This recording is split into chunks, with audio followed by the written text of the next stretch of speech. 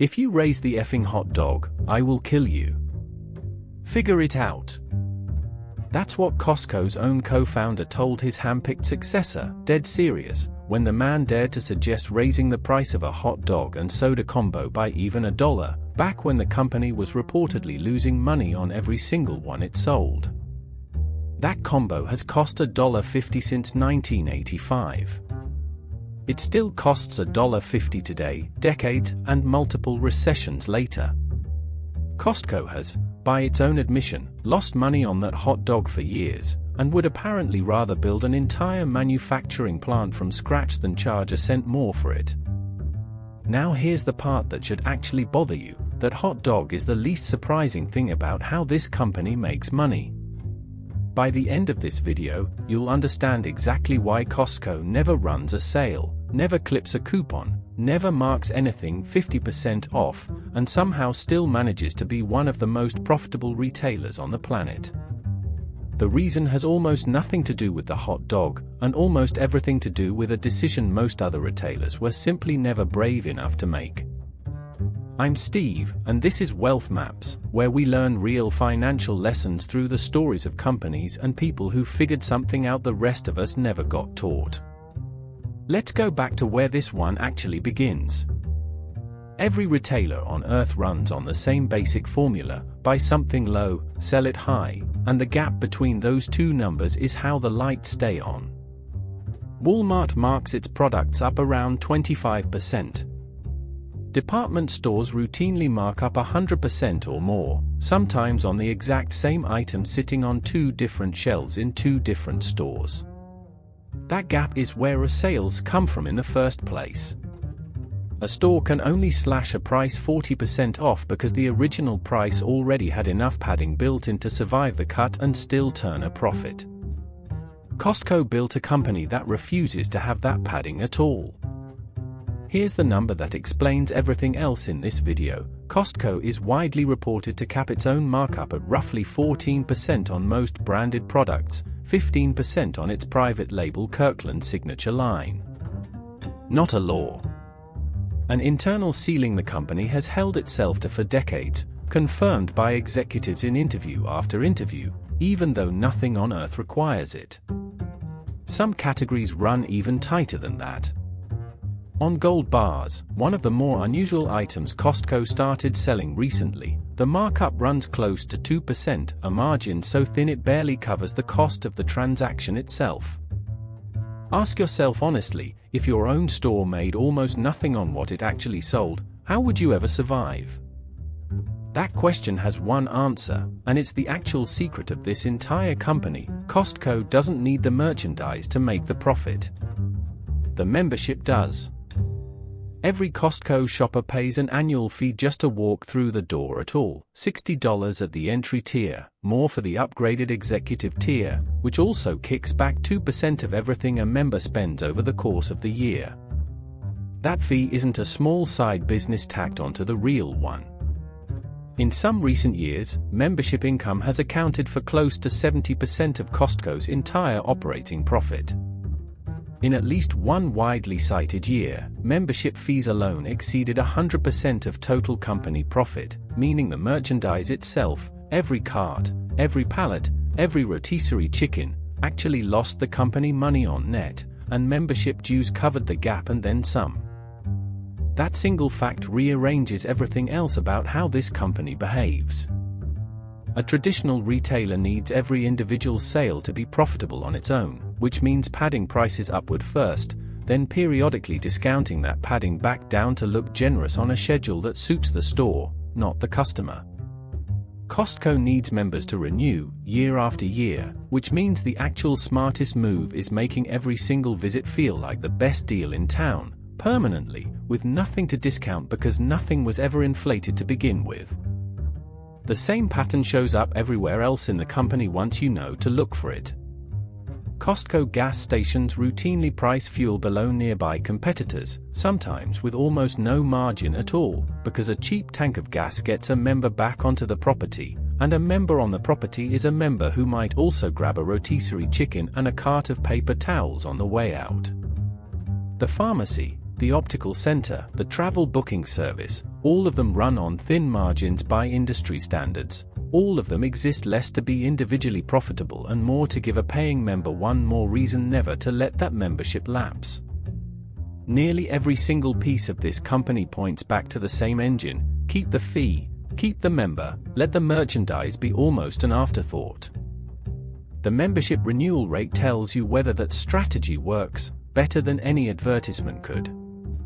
Costco's renewal rate in the US and Canada consistently runs above 90%, a number most subscription businesses on earth, gyms, streaming services, software companies, would consider a small miracle. People don't just tolerate the annual fee. They protect it, the way you protect a good deal you're genuinely afraid to lose. There's a story that circulates inside the company about exactly this philosophy in action. Years ago, Costco's buyers had negotiated a batch of Calvin Klein jeans down to just under $30 on the shelf. A little later, a new shipment came in at an even lower cost. A normal retailer pockets the difference quietly, keeps the shelf price exactly where it was, and calls it a good quarter. Costco's co-founder reportedly compared that specific temptation to an addiction, something you try once and can't stop justifying to yourself, and insisted the savings get passed straight through to the shelf price instead. The jeans got cheaper the very next day, for no reason a customer would ever notice unless they happened to be paying unusually close attention to a price they'd already decided was fair. That's not generosity for its own sake. It's the entire business model, functioning exactly as designed, at every single level of the company, not just the ones customers ever hear about. The hot dog isn't even the most extreme example. Costco's $5 rotisserie chicken has held that exact price since 2009, through years of poultry costs climbing well past what inflation alone would explain. Adjusted honestly for inflation, that chicken should cost somewhere close to $8 today. Instead of raising the price, Costco spent $450 million building its own poultry processing complex from scratch in Nebraska, its own hatchery, its own feed mill, its own slaughter and processing plant, specifically to control the supply chain tightly enough to keep selling a chicken at a price the company openly admits loses money on every single bird. It now sells well over 100 million of those chickens a year, at a loss, on purpose, because the loss buys something more valuable than the margin ever could, a reason for members to keep walking through the door, and keep renewing the fee that actually pays the bills. Retailers call that specific psychological trick the treasure hunt effect, and it does something a traditional sale rack never quite manages. A sale rack teaches a customer to wait, to hold off, to check back next week when the discount might be deeper. A treasure hunt teaches a customer to buy the giant tub of cashews today, right now, this visit, because it might not be there in March, and there's no coupon coming later to reward the patience of waiting. Picture the two philosophies standing side by side for a second. One store spends real money advertising a fake feeling 40% off sticker on a price that was quietly inflated months earlier specifically to survive the discount and still turn a profit. The other store simply never inflates the price in the first place, charges a membership fee for the privilege of shopping there at all, and lets a $2.50 rotisserie chicken and a rotating shelf of unpredictable treasures do more marketing than any billboard campaign ever could. Costco spends almost nothing on traditional advertising, by the way, a detail that surprises people every time they hear it, especially compared to competitors who pour billions into commercials, direct mail, and seasonal sale campaigns. Word of mouth, a hot dog stand losing money on purpose, and a $5 chicken the company has held steady since 2009 do more for the brand than a national ad campaign ever managed to for its competitors, at a fraction of the cost, because nobody has to be convinced a deal is real when the deal never changes in the first place. Other warehouse clubs have tried to copy the formula directly: membership fee, bulk goods, a handful of loss leader staples, and still don't match Costco's numbers. Renewal rates at rival warehouse chains typically run several points lower, sometimes noticeably so, which suggests the membership fee alone was never the secret. The discipline behind it was the willingness to hold a 14% ceiling and a $1.50 hot dog through decades of pressure to do exactly the opposite. None of this required a genius insight nobody else could have had. Every retailer on earth has access to the same basic choice: build profit into the sticker price and periodically discount it back down for applause, or build profit into a membership fee and let every single sticker price simply be the honest, permanent number.